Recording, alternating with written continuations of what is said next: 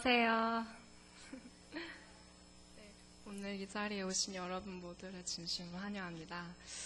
네, 아까 오면서 갑자기 들은 생각이 있었는데요. 여기 오니까 충대에 무슨 유니브라고 무슨 크게 공연을 하더라고요. 그러면서 그게 뭐지? 하면서 여기 교회로 오고 있는데 우리 교회에서도 막 드럼을 치면서 막 크게 하고 있는 거예요. 그래서 제가 이제 생각을 하기를 그냥 여기 벽이 뻥 뚫려버려갖고 궁동 있는 사람들이 여기로 왔으면 좋겠다.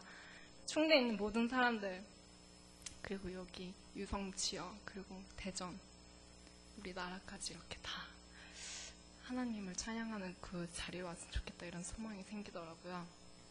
그래서 오늘 이제 금요일 밤, 오늘 토요일 오늘 밤부터 이제 우리 각자 한 명 한 명을 통해서 하나님께서 그런 저와 같은 동일한 소망을 주셨으면 좋겠습니다.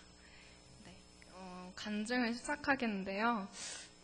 간증이기도 하고 어떻게 보면 독후감이기도 한데 저는 좀 간증 위주로 썼다고 말씀드리고 싶습니다. 이 책이에요. 목사님께서 이번 추석 동안에 이렇게 좀 가족 머리수 많은 분들을 중심으로 선물 주신 거죠. 그래서 이제 저도 간증을 해달라는 부탁을 받아서 추석 때 막 놀고 먹고 자고 이러다가 좀 급하게 읽게 된 책이에요. 그런데 정말 은혜를 많이 받았거든요. 그래서 여러분과 오늘 함께 나누고 싶습니다. 네. 우선은 먼저 이 책을 보시면 여기 보이시나요?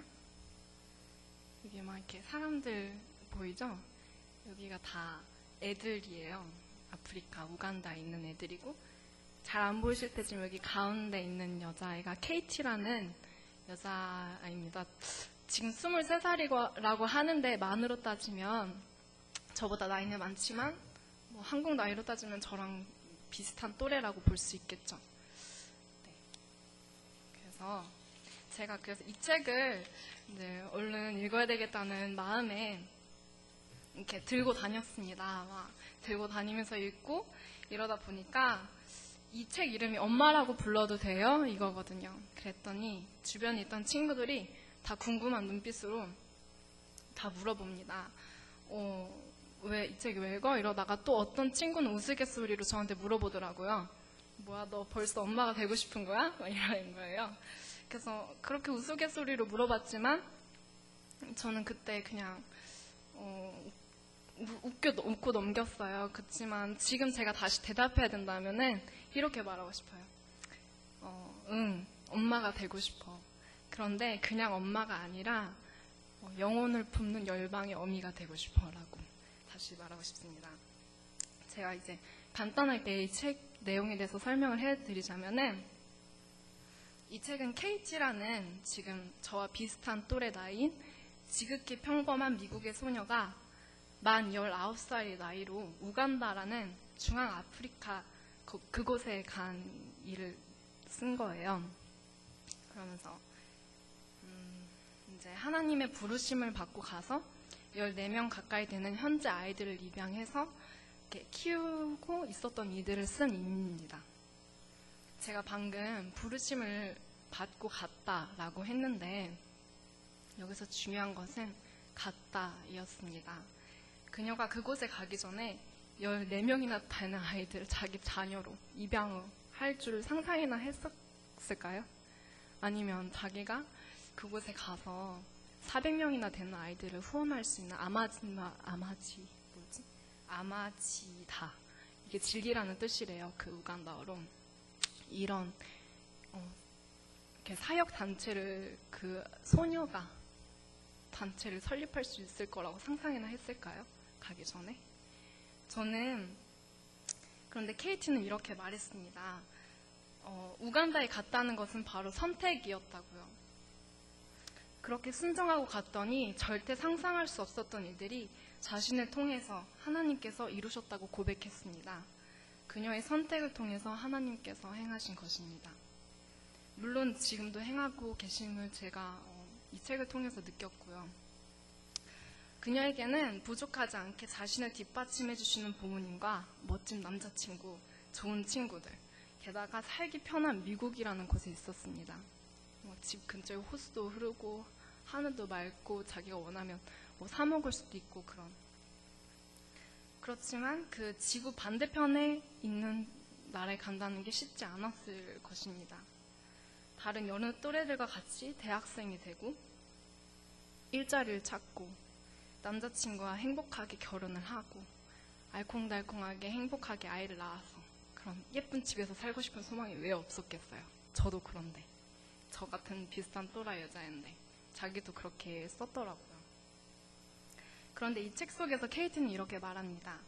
역설의 도가니에서 진짜 인생을 만났다고요. 역설의 도가니라는 표현은 그냥 나온 것이 아니었습니다. 케이티는 그 상황을 이렇게 말해주었습니다. 제가 이 책에서 한 부분을 읽어드릴게요.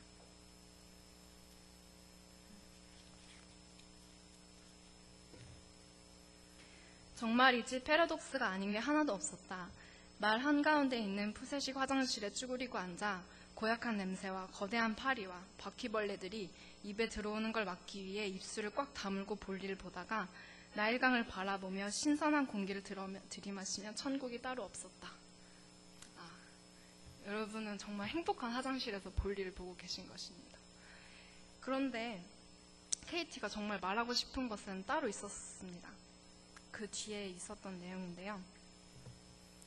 한때 누렸던 안락한 삶보다는 누군가의 삶을 좀 더 낫게 만드는 일이 훨씬 더 기분 좋았다. 이곳에 오래 머물수록 불편은 잠시뿐이고 만족감은 훨씬 더 깊고도 오래 간다는 사실을 깨달았다. 수많은 패러독스, 힘든 상황들, 지독한 외로움, 말을만 하면 또다시 흘러내리는 눈물이 있었지만 내 마음속에 한 가지 확신이 단단히 뿌리를 내렸기에 나는 결코 흔들리지 않았다. 내가 하나님의 뜻 안에 있다는 확신, 내가 창조된 목적을 이루고 있다는 확신이 넘어질 때마다 나를 일으켜 세워주었다. 저는 여기서 깨달은 것이 있습니다. 케이티가 여러 어려움 속에서 하나님의 뜻을 굳게 붙잡고 갈 수 있었던 것은 그녀가 아프리카에 있었던 것이 아닙니다. 그리고 그녀가 부르심을 따라 아프리카에 가서 그 부르심이 끝났다는 것도 아닙니다. 그 지독한 고독과 여러 역경 속에서도 예수님을 자신의 마음속에 모시고 그 사랑 안에서 부르심에 응답하면서 하나님의 뜻을 자기의 삶으로 직접 이루어내고 있었던 것입니다. 우리는 보통 내가 여기를 가면은 하나님의 부르심에 응답하신 것입니다. 끝. 제가 이거 변호사가 되면 이게 하나님께서 제게 주신 빈션입니다. 제가 이 대학을 가면 하나님께서 저를 통해 이렇게 쓰실 것입니다. 이렇게 생각을 하죠. 저도 그랬으니까요. 재수할 때까지만 해도. 그런데 제가 이 KT의 삶을 보면서 그녀가 아프리카에 간다고 결심한 그 순간부터, 그 땅을 밟은 그 순간부터 하나님께서 정말로 그녀의 삶을 통해서 하나님의 뜻을 행하시는 것을 보았습니다. 그러니까 우리는 더욱더 그런 거에 속으면서 살면 안 되겠죠. 어떻게 보면은 예수님을 믿는다고 하면서 더 다른 사람들과 똑같이 경쟁하려고 하고 그곳에 따라가려고 하다 보니까 더욱더 우리 하나님이 살아가고자 하는 방식보다는 그 세상이 가자고 하는 곳으로 더 따라가는 것 같습니다. 또한 얼마 전 수요 예배 저녁에 요번 주 수요일이죠. 김다니엘 선교사님께서 하셨던 설교 말씀과도 겹치면서 떠오르던 것이 있었습니다. 이 세상은 여러 가지 다른 부르심으로 가득합니다. 그 부르심을 따라가는 것들은 대부분 나의 주관과 나의 계획, 그리고 나의 미래를 위한 것입니다. 하지만 하나님께서 우리를 부르심은 이 세상의 부르심과 전혀 다릅니다. 십자가를 지고 너희가 예수님을 따를 수 있느냐 하시는 부르심입니다. 고통이 따르는 헌신과 순종이 따르는 부르심입니다.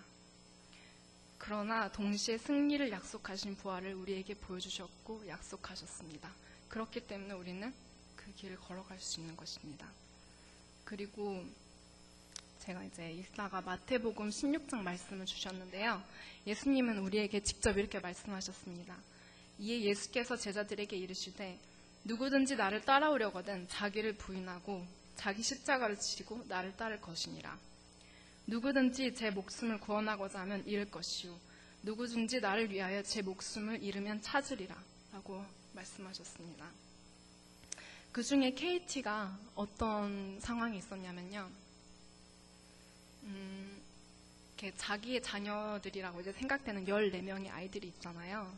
그런 아이들을 돌보다가 이렇게 다른 외부에 있는 또 이웃에 있는 그런 아프리카 현지 사람들, 병들고 배고프고 굶주린 사람들을 이렇게 또다시 이렇게 자기 집에 머물게 하고 치료해주고 그랬습니다. 그런데 그런 와중에 퍼뜩 그런 생각이 들었답니다. 내가 이 사람, 혹시 이 에이즈를 걸린 사람, 혹은 이 상처가 없는 질병인데 내가 이 사람을 돌보아주다가 이 질병이 내게 옮게 돼서 나는 괜찮지만 그런데 이 내 자녀들, 내가 입양 아이들까지 아프면 어떡하지? 그런데 이 생각이 들었답니다. 그런데 주님께서 그때 주신 말씀이 이 방금 말씀드린 마태복음 16장 말씀이라고 했는데요. 그 말씀을 붙들고 그 말씀을 주신 이유가 뭔고 하니 그 자기가 자기 거라고 생각하는 것까지 자녀들까지도 하나님 것이라는 것입니다. 자기가 정말 버리고자 할 때 내가 두려워하지 않고 하나님의 사랑으로 나아갈 때 하나님께서 내가 버리고자 할 때 오히려 더 주신다고 이렇게 약속하신 것입니다. 이렇게 저는 KT의 삶이 참 귀하다고 생각합니다. 하나님의 부르심에 응답하는 본을 보여준 친구이기 때문이죠. 하지만 그 부르심에 우리를 위해 응답하셨던 분, 바로 예수님은 지금 우리 마음속에 계십니다. 성령님으로 계신 것입니다. 비록 우리가 KT와 같이 먼 아프리카까지는 가지 못해도 하나님께서는 오늘도 지금 우리가 있는 자리에서 저와 여러분을 부르고 계십니다. 마지막으로 이 책을 통해 제가 다시금 새롭게 된 제 마음을 여러분과 나누고 마치겠습니다. 제가 1년간 잠시 프랑스에 있었을 때 하나님께서는 에스겔서를 통해서 그 땅이 지금 마른 뼈가 있는 골짜기와 같이 영적으로 황량한 곳이라고 보여주셨었습니다. 그리고 하지만 동시에 그 마른 뼈들의 생기를 불어넣으시고 군사가 되게 하시는 비전 또한 제게 주셨었습니다. 한국에 돌아와서도 그 영혼들의 눈이 밟히고 그러니까 너무도 다시 그곳에 가야 되겠다는 그 마음 때문에 돌아온 며칠 밤을 계속 그 지도를 붙들고 막 울면서 기도를 했습니다. 그렇지만 주님께서는 제가 이제 들어온 지 2달이 되었는데 있었던 추석 연휴들 여러 가지 일을 통해서 또한 이 책을 통해서 제게 이 마음을 주셨습니다. 제가 가야 하는 선교지는 반드시 프랑스라는 나라뿐만이 아닙니다. 하나님께서 저를 다시 그 나라로 보내신다면 다시 제가 그 부르심에 응답하겠지요.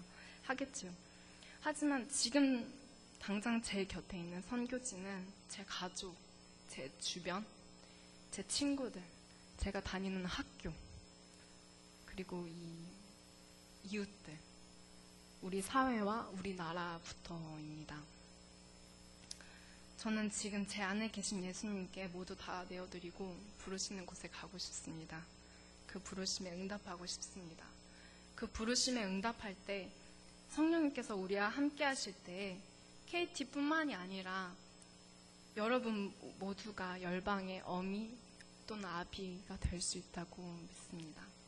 또한 저와 여러분이 주님을 부르는 것이 그냥 헛되게 주님 이렇게 부르는 것이 아니라 정말 우리의 삶 속에 정말로 주님이 진정한 주인이 되시고 영광 받으시기를 간절히 소원합니다. 그리고 그곳에서 진정한 하나님의 사랑과 예수님 부활의 능력이 있을 줄 믿습니다. 이것으로 마치겠습니다. 감사합니다.